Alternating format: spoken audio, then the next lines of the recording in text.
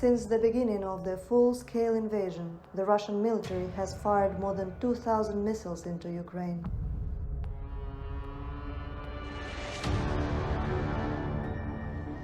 Around 85,000 tons of destroyed Russian military equipment is laying in sites and countryside. According to the State Emergency Service of Ukraine, about 300,000 square kilometers of Ukraine's territory need demining, including explosives installed by Russian troops in forests and on vast areas of arable land in Ukraine, which as a result cannot be used for agriculture. Dozens of Ukrainian nature reserves and national parks have suffered significant damage, such as the destruction of Ramsar sites at the coast of the Azov and Black Seas and in the lower reaches of the Danube and the Dnipro rivers. The Russian military has caused significant damage to water supply, sewerage, and communication systems, directly threatening fresh water supplies. UNICEF in Ukraine estimates that up to 6 million people now have no regular access to drinking water. Russians are targeting infrastructure and industrial sites, explosions releasing tons of poisonous chemicals. They are putting oil processing plants on fire that is extremely hard to quench. From the very beginning, the war put the world on the brink of a nuclear disaster. Russian army started off by occupying Chernobyl nuclear power plant.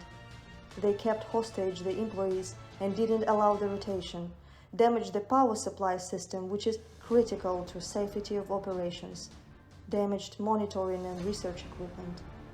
They built fortifications and burned grass and bushes in highly contaminated red forest. While leaving, the occupiers stole and damaged 133 radiation sources, which are highly dangerous if handled unprofessionally. The Zaporizhia nuclear power plant is still controlled by the Russian military. This war needs to be stopped as soon as possible, before its cost is too high for the whole humanity.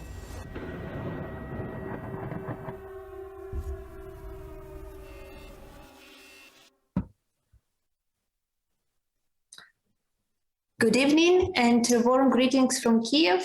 Today is the 58th day of Russian military aggression in Ukraine. It's 58 days of horror, of tears, of losses of people all over Ukraine. But it is also 58 days of bravery of Ukrainian army and volunteers, of consolidation and support, and of hopes and praise to stop this war. I would like to thank every country and every individual who helps us in fight of the Russian aggression and also provides humanitarian support to our people. Thank you very much. As nature, of course, is also suffering a lot, and nature has no borders, and it is being also raped and tortured by Russian invasion.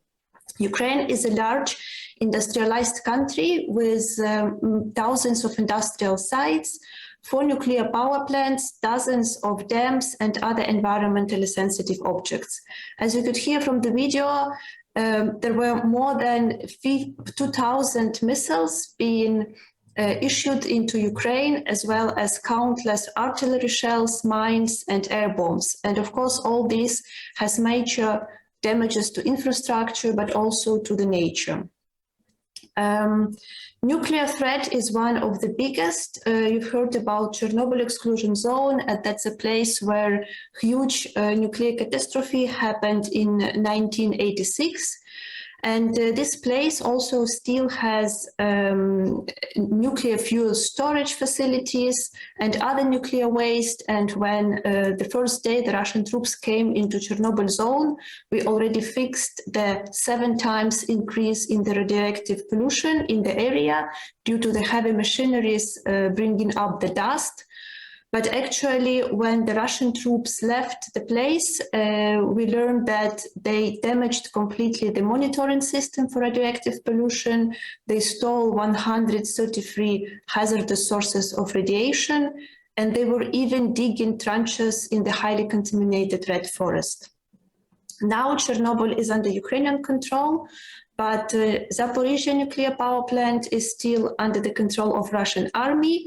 And there were also horrible events happening there. They were they burned an office building to the ground, they shelled the confinement of the first nuclear reactor, and they were also blowing up the explosive on the Zaporizhzhia nuclear power plant. They still have heavy weapons, and they also mined dam of the Kakhovka reservoir nearby.